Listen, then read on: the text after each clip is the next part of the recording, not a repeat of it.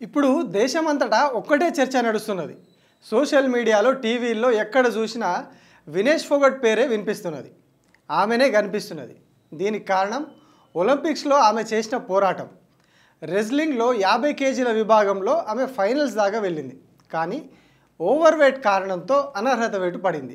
సరే, నిబంధనల ప్రకారం లేనప్పుడు డిస్క్వాలిఫై చేయడంలో తప్పు లేదు.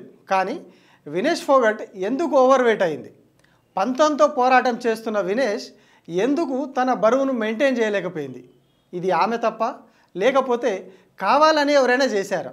మనం అనుకున్నది జరగనప్పుడు, కోరుకున్నది జరగనప్పుడు ఇలాంటి అనుమానాలు రావడం కామన్. కానీ ఈ ఇష్యూలో ఇవి అనుమానాలు కాదు, కళ్ళ ముందు రుజువులు కనిపిస్తున్నాయి. కుట్రలు చేసి వినేష్ ఫోగట్ని బయటికి పంపించారనే విషయం స్పష్టంగా కనిపిస్తున్నది. అథ్లెట్లు ఖచ్చితమైన బరువును మెయింటైన్ చేయాలి. ఈ విషయం వినేష్ ఫోగట్కు తెలుసు. ఆమెను అక్కడికి పంపిన భారత ప్రభుత్వానికి తెలుసు. అందుకే ఓ చీఫ్ డాక్టర్ ఉంటాడు, డైటీషియన్లు కూడా ఉంటారు. అయినా ఇలా జరిగిందంటే ఇప్పుడు ఆ చీఫ్ డాక్టర్ పైనే అనుమానాలు కలుగుతున్నాయి. వినేష్ ఫోగట్ బరువు పెరగకుండా జాగ్రత్తలు తీసుకోవాల్సిన ఆ డాక్టర్ ఎందుకు పట్టించుకోలేదు? ఫైనల్స్కు కొన్ని గంటల ముందే ఈ విషయం ఎందుకు బయటపడింది? అది అనర్హత వేటు దాకా ఎందుకు పోయింది? చీఫ్ డాక్టర్ ఇవన్నీ చూసుకోకుండా ఏం చేస్తున్నాడు? అసలు ఆయన ఎవరు? ఆ డాక్టర్ పేరు దిన్షా పార్దీవాలా, గుజరాత్కు చెందిన వ్యక్తి. ఇక్కడే మీకు సగం సినిమా అర్థమైపోయి ఉంటుంది.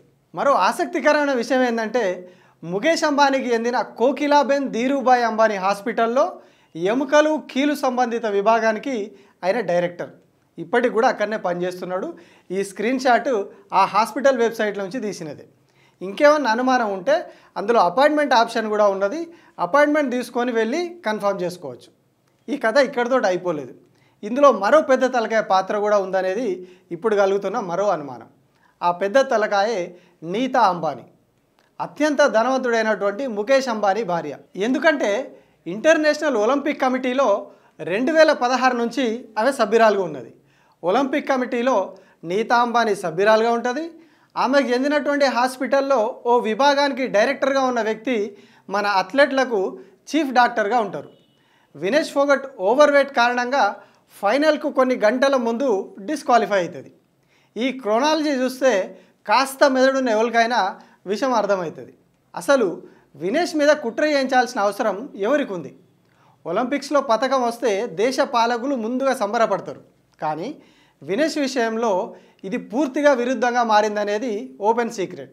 ఎందుకంటే పెద్ద పదవిలో ఉన్న బ్రిజ్భూషణ్ అనే ఓ మృగం తనను వేధించిందని ఇదే అథ్లెట్లు కన్నీళ్లు పెట్టుకున్నారు. న్యాయం కోసం ఢిల్లీ రోడ్ల మీద కూర్చున్నారు. కానీ సర్కారు ఆ మృగానికే సపోర్ట్ చేసింది. బేటీ పడావో, బేటీ బచావో అని నినాదాలు ఇచ్చిన వాళ్ళే పశువుల కంటే హీనంగా వాళ్ళని లాక్కెళ్ళిర్రు, కొట్టిర్రు. ఆనాడు ఈ ఆడబిడ్డ హృదయం రగిలిపోయింది. పాలకులు చేసిన ద్రోహాన్ని తలుచుకొని కన్నీళ్లు పెట్టింది. వీళ్లకు సమాధానం ఆటతోటే చెప్పాలని ఆనాడే నిర్ణయించుకుంది. ఆ పంతంతోనే పోటీలకు దిగింది. ఫైనల్స్ దాకా వెళ్ళింది. కానీ వినేష్ పథకంతో దేశానికి తిరిగి వస్తే, దేశానికి తిరిగి రావడం వరకు ఎందుకు, పథకం వచ్చిందన్న విషయం తెలిసిన మరుక్షణం ఓ వ్యక్తి గుండె రగిలిపోయేది, ముఖం ఎర్రబడేది. నా మీద తిరగబడి ఇప్పుడు పథకంతో నా ముందుకే వస్తే తల ఎక్కడ పెట్టుకోవాలి? దేశ ప్రజలకు ఏమని సమాధానం చెప్పాలి? దేశం నన్ను ఎలా చూస్తుందనే ఒక భయం ఆ వ్యక్తికి కలిగింది. ఆ భయంలోంచి కుట్ర పుట్టింది. ఆ కుట్ర వినేష్ చేతికి పథకం రాకుండా అడ్డుకుంది. ఈ మాట ఇప్పుడు దేశమంతా చెబుతోంది. అయినా వినేష్ ఓడిపోలేదు. నిజంగానే తాను గెలిచింది, కుట్రలను గెలిచింది. ఆటలో ఫైనల్స్ దాకా వెళ్ళి దేశ ప్రజల మనసులు గెలిచింది. నన్ను మించినోళ్ళు, నన్ను ఎదిరించే వాళ్ళు ఈ భూప్రపంచంలో లేరని విర్రవీగిన ఓ నియంతకు మూతోడు జవాబిచ్చింది. ఇంతకంటే పెద్ద గెలుపు ఏం కావాలి?